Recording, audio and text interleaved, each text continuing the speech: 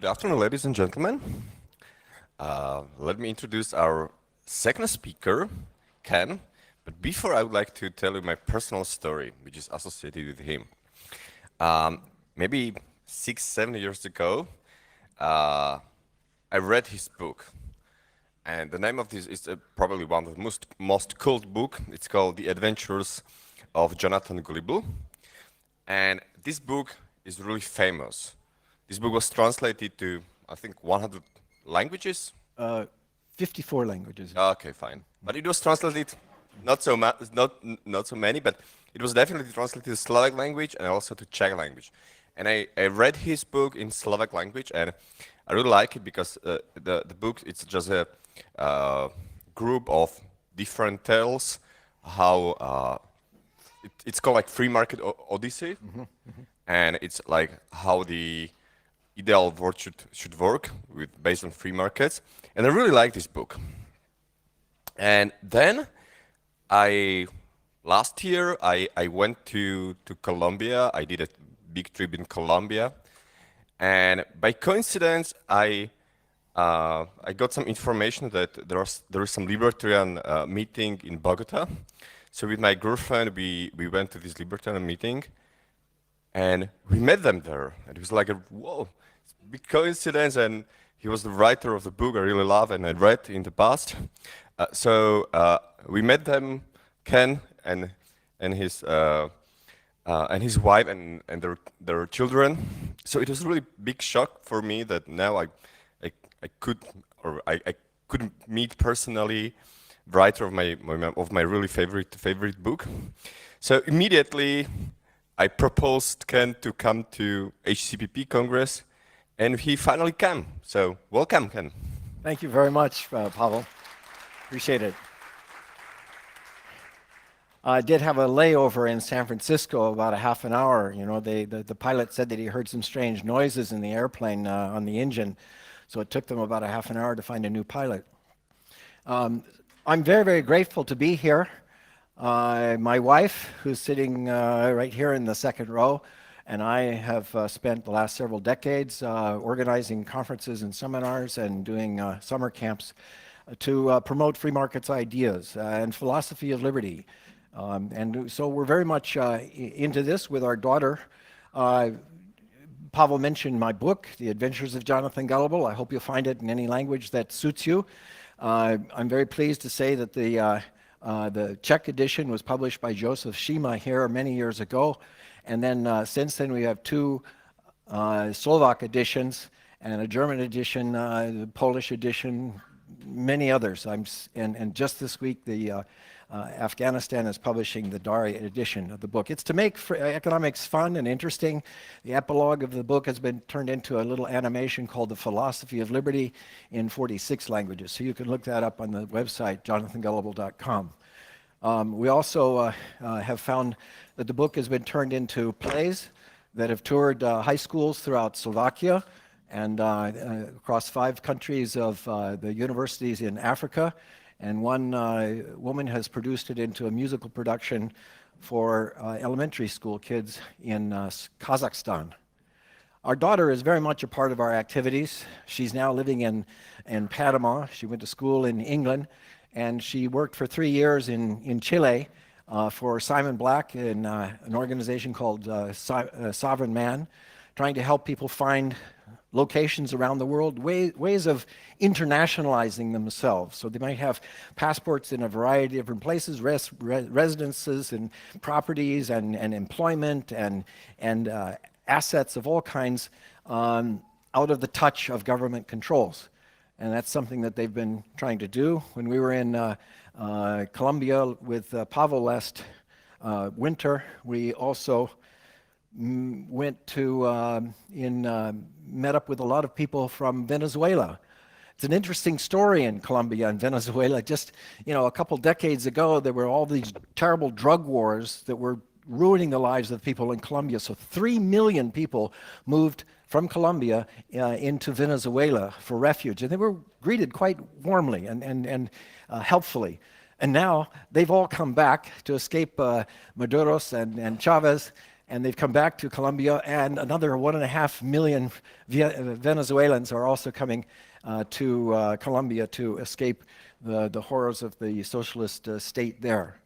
I find that there are many kinds of people, those who want to control others, you all know what they are like, those who are content, they like or accept the controllers.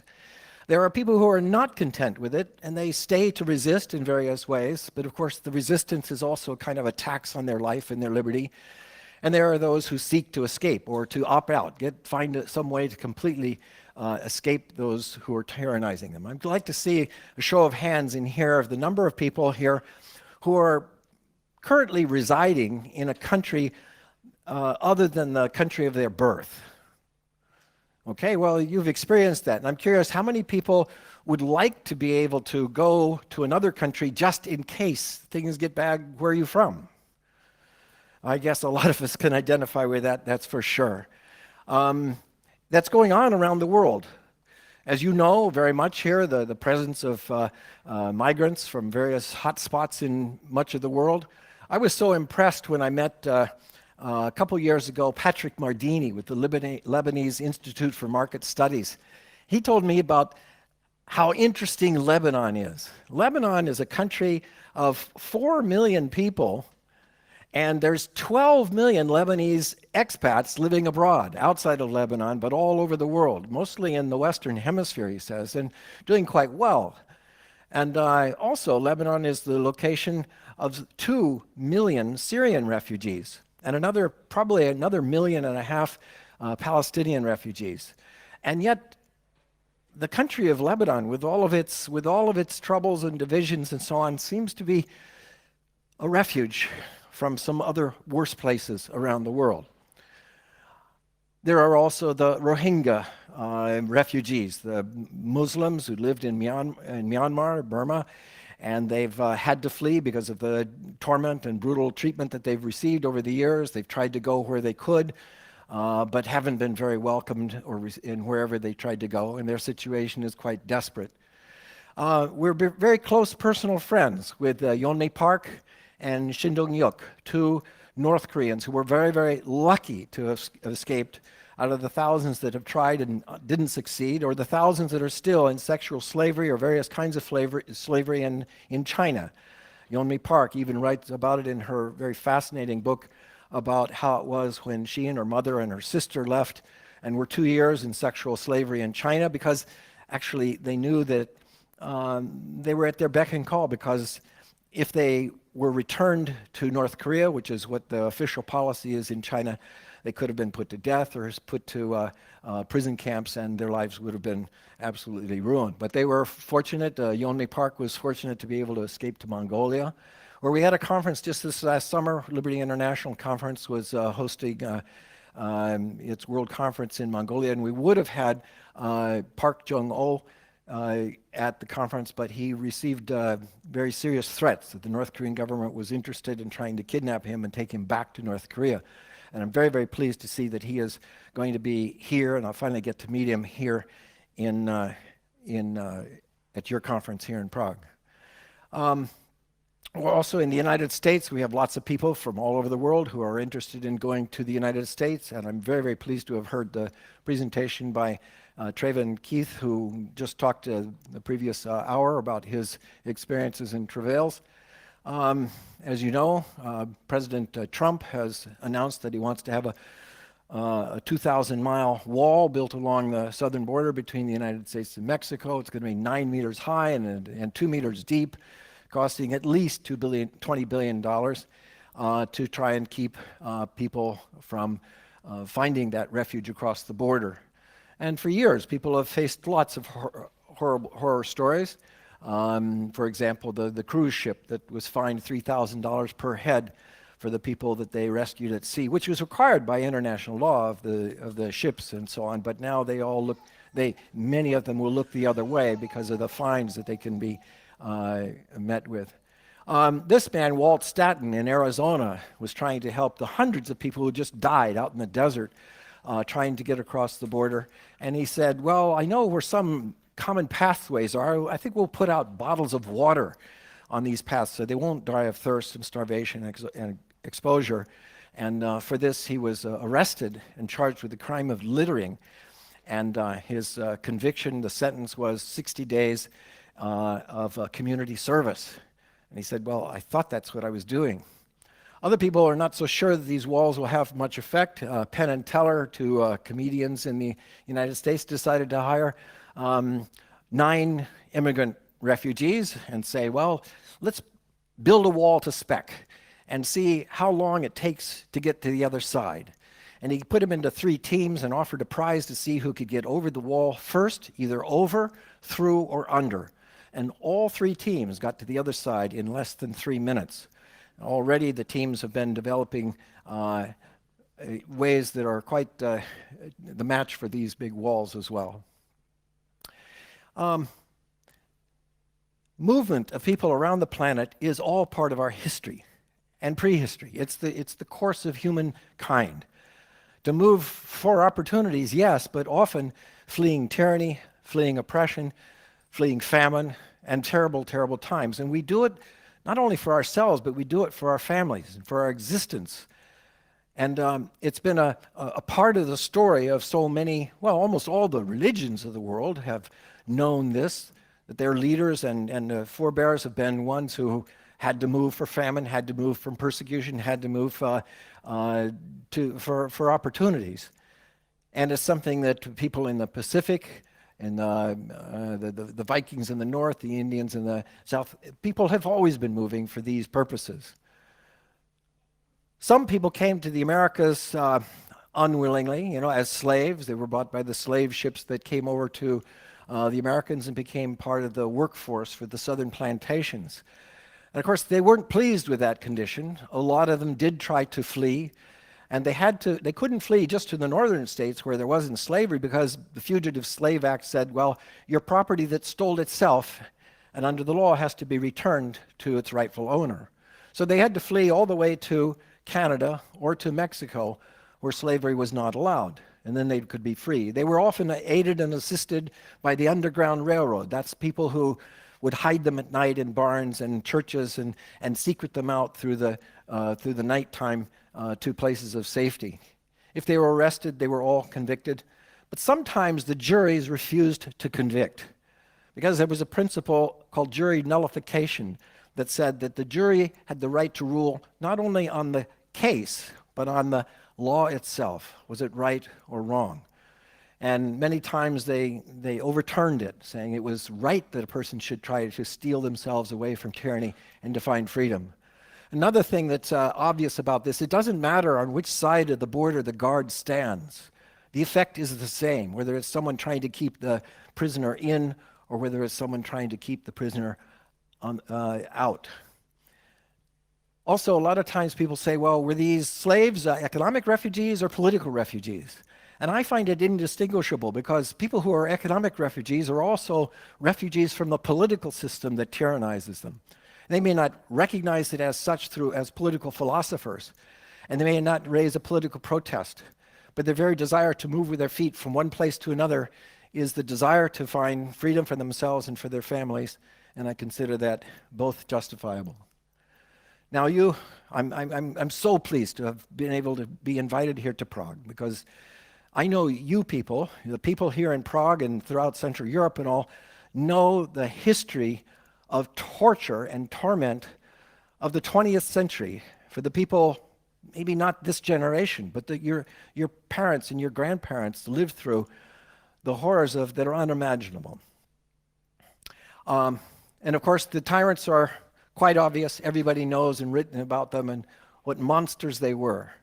And we've had some great refugees, people who escaped, thank goodness, because they've been pillars of great wisdom and science and knowledge and things that we've been able to benefit enormously by.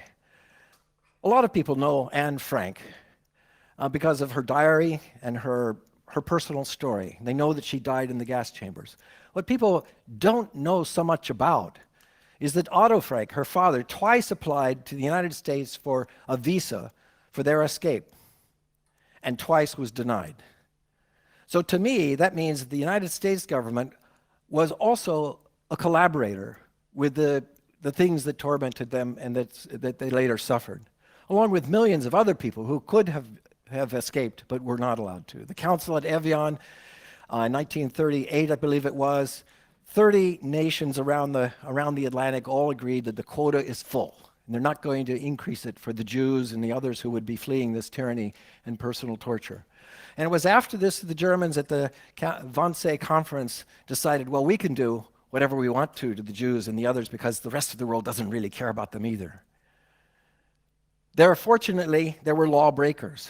There were lawbreakers that some people know about. Oskar Schindler was made famous by the movie Schindler's List, but there are others that saved many more people. Chiune Shinahara and Dr. He Fengsheng from the consulate at the Japanese consulate in Vilnius in Lithuania, and the Chinese consulate in the embassy in the consul general in Vienna. They wrote out hundreds upon hundreds, if not thousands, of visas to help the Jews to escape to outside the torture, the brutality that they were expecting. Of course, the numbers are just astounding for how horrible that last century has been. And a lot of people know very well of all the millions who died in the concentration camps of Nazi Germany. But not too many people are aware of the magnitude of the death of democide, communist democide, the communist regimes. Rudy Rummel, a professor at the University of Hawaii, has documented as best he can the numbers of death of people by their own governments, not in international conflict, not from war to war, but their government's tyranny, taking their own tax money and using it to slaughter them or to starve them to death or torture them. The numbers are astounding, and here even topping America's ally in World War II after Stalin did much of his slaughter in Russia, the Soviet Union. Topping him was Mao Zedong. My wife will have some more to tell you about that story tomorrow. Fortunately, people have been able to escape those horrible, horrible times and wrote many stories about the horrors of pushing people back into the arms of tyrants at the end of the war, and of the wall that went up. You all know about that, and your ancestors know very well about Prague Spring and what a fantastic breath of fresh air that was before it was crushed by the Soviets. These were all, thank you very much, absolutely wonderful here. What people find, though, is that the scene are a lot of people they don't know, faces that are unfamiliar, perhaps threatening, and it's fearful. But what is not seen is what they can become, what they would be if they were allowed the freedom to move from a place of torture and torment to a place of freedom. The opposite of that fear, well, the fear is the one that says we fear the person that is unfamiliar to us. But courage says, well, we welcome the person that is unfamiliar. Fear is, well, we don't want the competition in our jobs. And courage says, well, we welcome the competition. Fear says we would deny them freedom, and courage says we welcome and champion freedom. Now, when you look at all this, you see a lot of the people who became famous and founded great companies and did great things, but suppose they weren't allowed to have fled their countries. What if they were all gone? Well, that is actually what happened. We do see the people that have made great achievements because they were allowed to come. But how many more giants of industry or science or literature could have come and could have made great achievements for all of us if they had been allowed to come but didn't? I leave two up here on this chart here. My wife, who is here from China, and she'll tell her story tomorrow. And my great-grandfather, he came from the Netherlands. And of course, if they hadn't been allowed to come, it would have been a very different story for me. What drives immigration is often the policies that are voted upon by parties of all sorts, the Democrats and the Republicans in the United States and all the various political parties. People tend to support the things that their government does. And what governments do are horrendous for the people in other countries. The biggest form of welfare is the welfare to tyrants all around the world. This study here by the African Development Bank says that consider all the money that goes to Africa as overseas development assistance. 3 times that amount of money flees the country into the personal bank accounts of the rulers and the corrupt leaders of these countries. It's an enormous drain on those people, and also makes it those people don't have to even be sensitive at all to the plight of their populations, because they simply get this help from poor people in rich countries that goes to rich people in poor countries. And it's astounding the number of people. I mean, this is just the United States, but the people of Western European countries are not at all immune to the charges of assistance to some of the worst monsters in recent time. I like my particular story that I talked to my students about in class is about Mohammad Mossadegh. In 1951, he was championed as the man of the year because he brought democracy for the first time to the people of Iran. Wow, what a great champion and hero. 2 years later, Mohammad Mossadegh was overthrown by a coup called Operation Ajax, a coup by the Central Intelligence Agency to get him out of office and replace him with Shah Reza Pahlavi, who was essentially the puppet of the CIA. And then the British and the Americans split up the oil spoils.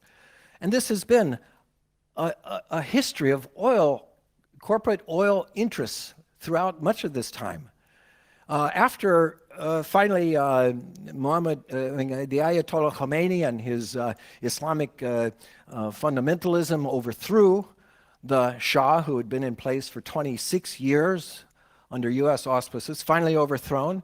Then the United States sponsored this guy over here, as along with a lot of other people, a lot of other governments of Europe and Japan, sponsored Saddam Hussein in an 8-year-long war to try and overthrow the Ayatollah Khomeini and to bring back the control that had existed before in the oil fields. 1 million people died, if not more, in that terrible, terrible time. Another kind of welfare that the United States and Europe and Japan even more so impose a hardship on third world poor countries is corporate welfare in the form of protectionism and subsidies. For example, sugar. Most of the third world poor countries could produce sugar that could be sold to the richest countries of the world, but they're not allowed to.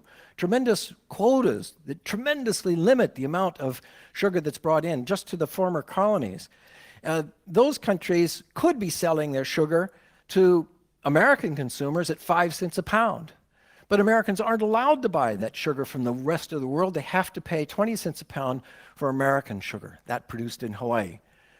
And then that's not even enough. The US government even pays farmers to destroy their sugar to keep prices higher when they're not allowed in Central America, in throughout Latin America, in many parts of the world that could be producing sugar and not allowed to sell it. The European governments are even worse. Half of the European Union budget, as I understand, goes to the Common Agricultural Policy, which is a subsidy to supporting farmers in a very, very rich countries and denying the opportunity for many countries of the world to sell the things that they're most adept at, selling the agricultural products. And worse, then they take the surpluses of these first world countries in the United States, Europe, and Japan, and then they unload it like massive amounts of rice to Haiti, undermining and destroying the farms of Haitian farmers so that they can't even produce. They can't compete with all this free food from the United States or Europe or Japan. The Economist magazine says if the rich countries were to remove the subsidies to agriculture, poor countries would benefit by more than 3 times the amount of all overseas development assistance they receive each year. That's foreign aid. 3 times as much could go to them if they just simply allowed them to sell what they produce. Another horrible thing that's meted on the countries of these of third world countries is the drug war. This massive boost to the profits of the black market, the prohibition brings. I mean, we saw how prohibition brought the enormous profits to the organized crime and gangs in the United States when they had prohibition for alcohol. When they got rid of that, that opportunity dried up. It became legal.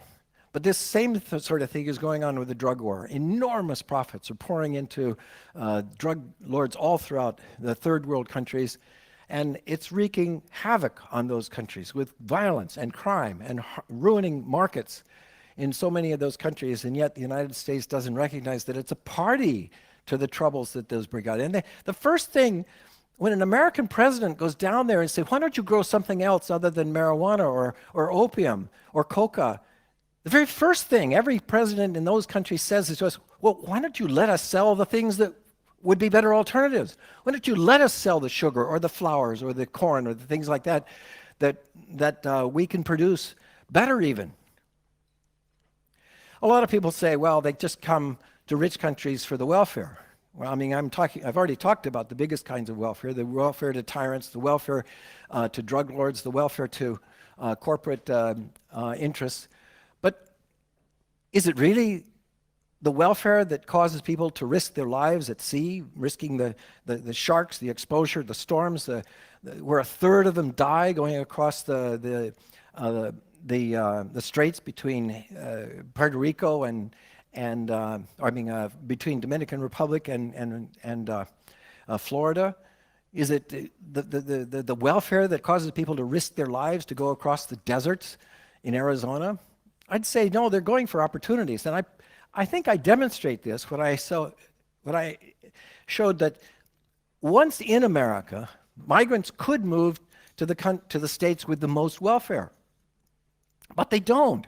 Overwhelmingly, the native population and the foreign-born population move to the states with the least welfare because there the taxes are lower and the opportunities for business and economic growth are much, much stronger.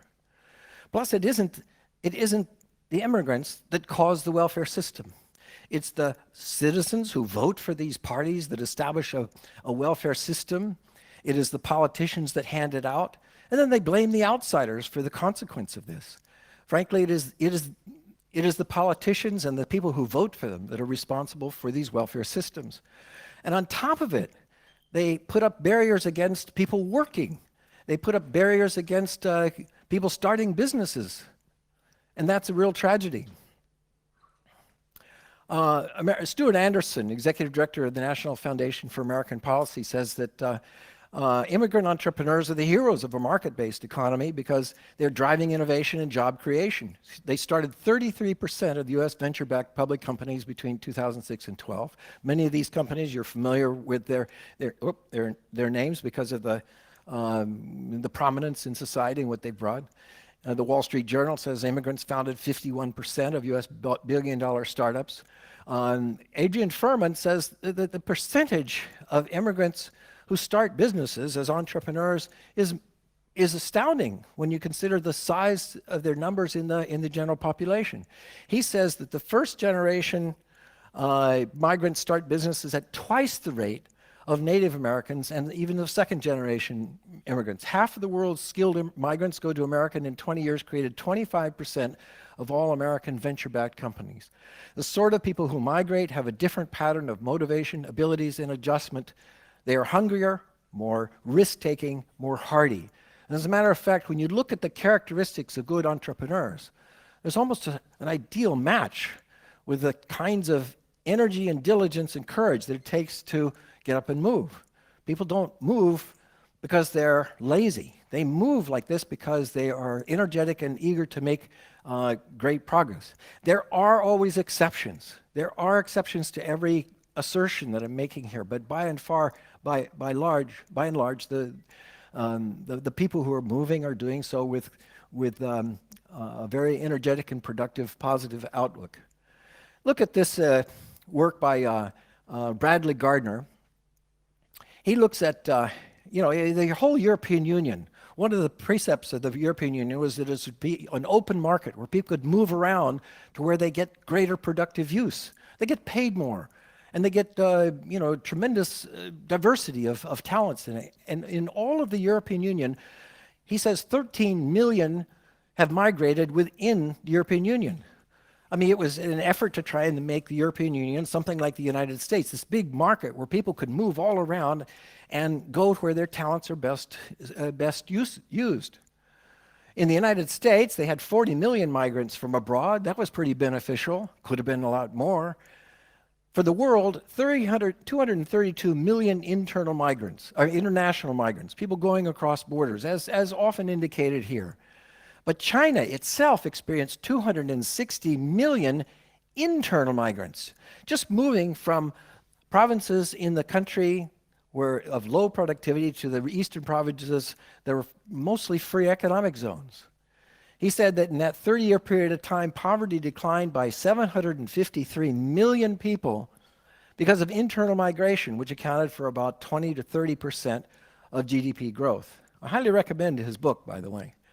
Now, I'm really a fan of the Economic Freedom of the World Index produced by the Fraser Institute out of Canada. And they compiled this index, which shows that by these very basic criteria of fiscal policy, monetary policy, legal policy, trade policy, and regulatory policy, that they can rank the countries of the world by their degree of economic freedom. And you know, ever since they started producing this ranking, the country that ranked at the very top, and I hope that it always remains there, is Hong Kong. Hong Kong's been way at the top, even though China doesn't like to think of it as a separate country. And it's up there with Hong Kong, Singapore, New Zealand, but down at the bottom, Venezuela, Myanmar, Zimbabwe, they chronically rank down there at the bottom as well. The countries at the top have overwhelmingly the greatest amount of wealth per person. They grow faster, and the countries at the bottom often have slowing or negative economic growth. Look at what happened to those countries in 50 years, the countries of Latin America. They had a lot of resources, huge amount of land, lots of people. They should have been able to grow a lot. But in 50 years, from 1950 to 2000, maybe they grew maybe 3 or 4 times as much per capita, wealth per capita. But in the Asian tigers that were poorer than any of those countries, they had 20, 35, or 40 times the amount of wealth per capita just in 50 years. Life was unrecognizable for their generations of the children and the grandchildren later on. Hong Kong now has a wealth per capita greater than the United States and greater than all of their former colonial rulers, Britain and so on. They're doing extremely, extremely well, and I hope they continue to do so. Now, China does not rank very high on this Economic Freedom of the World Index. It's been moving up from a very low rank to here, but it's a big country. It's over 1 billion people, so if you break it out by provinces, and each province has more population than whole countries, then you find that some of these provinces are freer even than Hong Kong and Singapore, not by political freedom, but by economic freedom. The ability to produce wealth and goods and services without restraint and actually be able to keep it, it's extremely strong there. And that's what causes me to say that there's a sixth criteria that should be added to the Economic Freedom of the World Index, and that's migration. Because those provinces have been the engines of economic growth for China and could be the kind of engines of growth if you had free economic zones in other countries as well. Ortega and Perry conclude from their research by saying openness to knowledge, skills, and ideas from the rest of the world may be one of the most important engines of economic growth and technological advancement for a country. We show that openness to immigration is a strong predictor of its income per person and works much better for immigration than for trade even. It's what made it possible for a small fishing village in Shenzhen to turn into a huge metropolis, a city like Hong Kong today. In less time, Hong Kong itself was open to people and products both. And it was that freedom that allowed them to grow and become the stars of today. What stopped all those Chinese from coming to America was the Chinese Exclusion Act, the first racial and immigration quota in the United States, based on purely racial fear and fear of labor competition. And the Chinese were excluded from coming to the United States. Thank goodness it was ended by the time my wife came. But it treated products we'd always accepted arbitrary quotas in how many bags of sugar somebody should be allowed to buy. But now, for the first time, some arbitrary determination by politicians determined how many laborers people could be allowed to buy. No longer were contract companies allowed to go and offer labor contracts to immigrants from China and Japan, bringing them to Hawaii, where I live now, and producing the big sugar plantations. None of that's allowed anymore. Nobody can offer that sort of opportunity. Every country in the world says we want as much oil as we can possibly get. And every country of the world says, well, we've got to limit the people. Well, frankly, I think that people are a lot more important than barrels of oil, but they're the ones that are rejected. If you had a barrel of oil that could reproduce itself, we would say that was wonderful. Wow, that's just a blessing. But if you have a person who can reproduce themselves and make more children, that's considered catastrophic. Julian Simon is my favorite economist because he talks about the extraordinary benefits that human beings are. They're not just mouths to feed, they're brains and hands and arms and legs. And they're able to produce greater and greater wealth with their numbers. They move to cities because that's where the great economies of scale, division of labor, specialization of labor, comparative advantage, all the advantages of crowds. That's why people move to cities. That's where the prosperity is. And interestingly, the people throughout the industrial world are actually having declining populations because their fertility rates are below the replacement rate. Most of the countries are in decline by population. The world's best birth control method is prosperity because people have fewer children when they have more and more prosperity. To governments, people are a problem. They every time try to shut them out. And the United States has just reduced the cap on refugees to 18,000 in a world of 71 million refugees.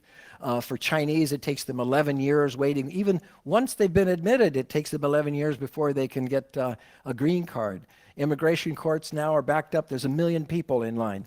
So to government, people are a problem.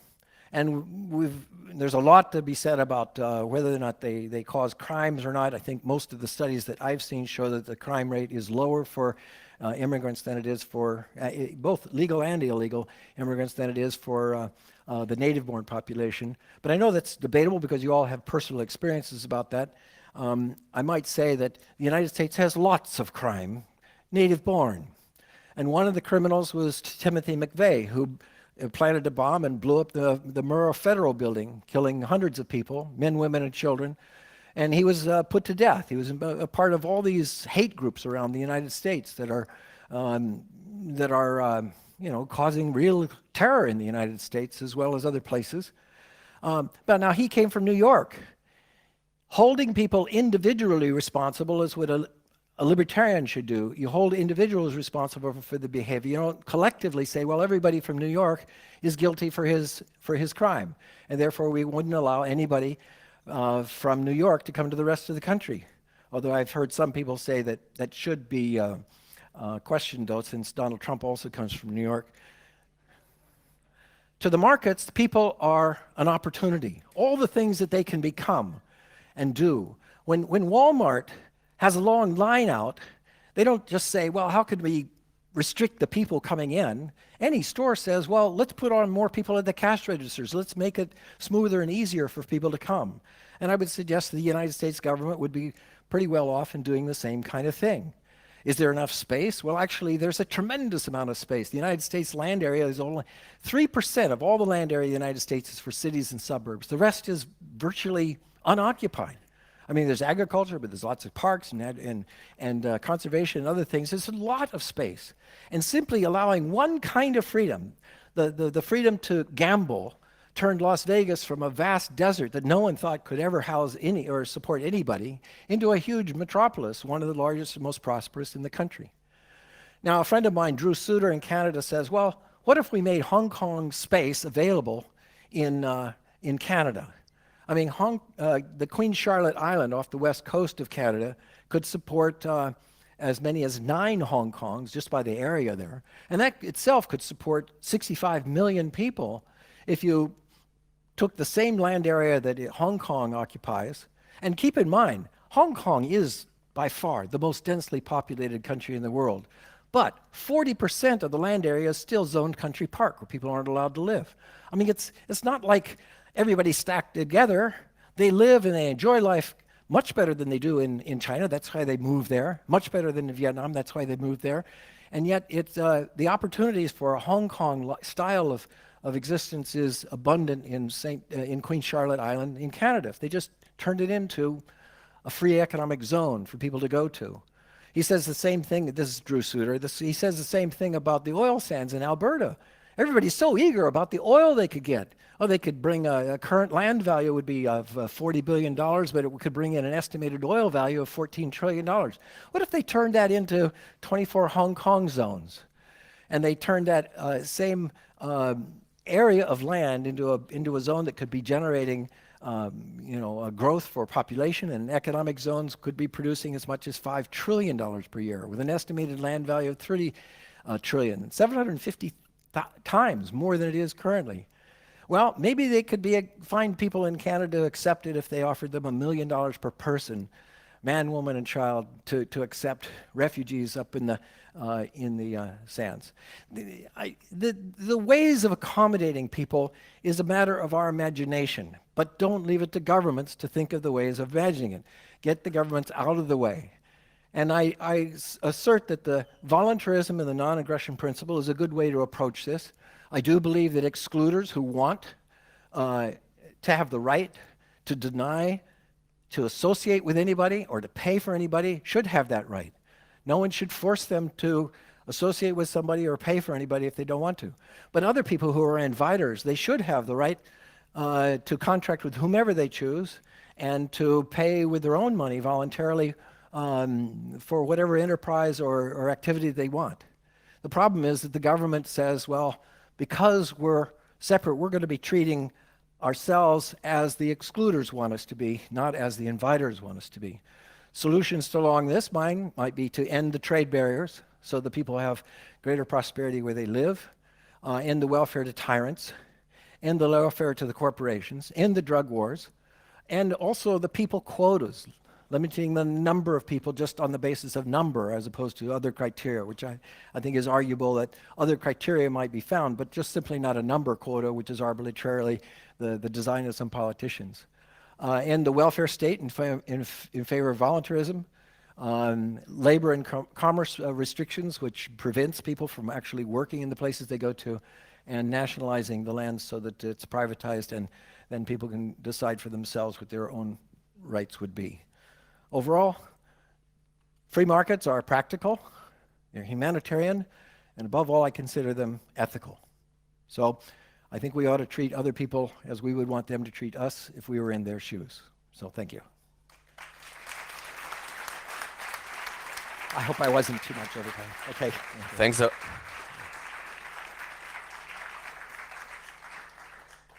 Thanks a lot for a beautiful presentation.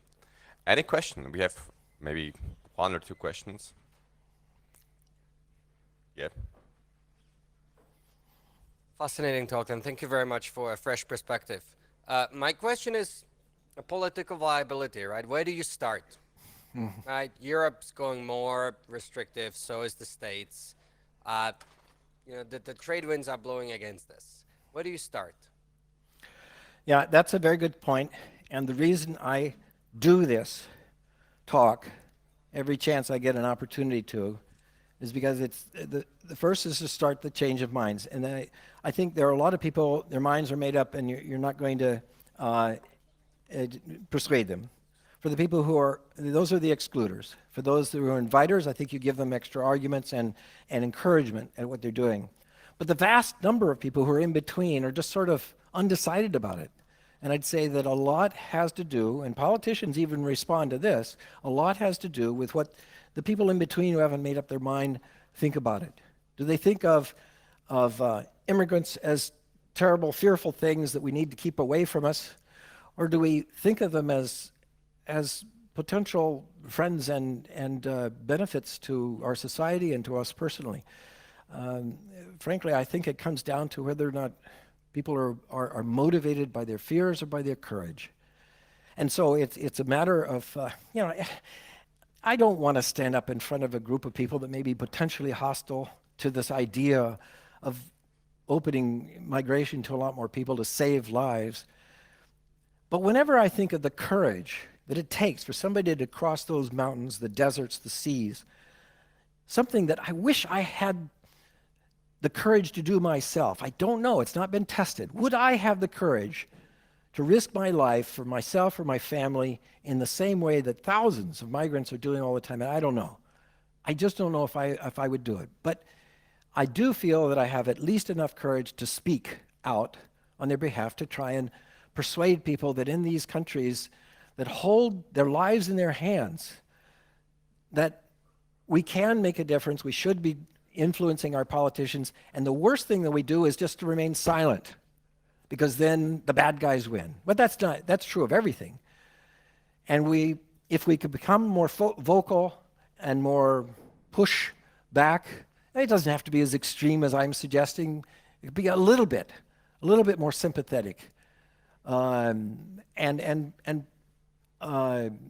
aggressive with politicians on this point. I think then we can turn the tide on this sort of thing. I mean, how different would the consequence have been for millions of people who died in Hitler's concentration camps if simply the United States had said, and all the other countries around the Atlantic said, yeah, okay, come on, here's a refuge. Help us become a part of the battle against Hitler, instead of just saying, no, whatever Hitler does to you is okay by us because you're out of sight and out of mind.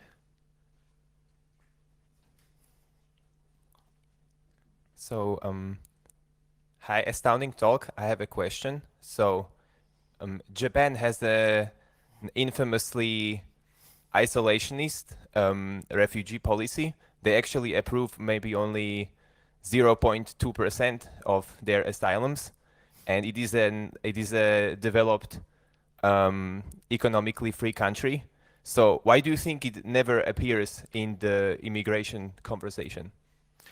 That's a good point. And I lived in Japan for 2 years, and I found them to be extremely gracious to me as a gaijin, as a Westerner coming there to teach English and teach economics.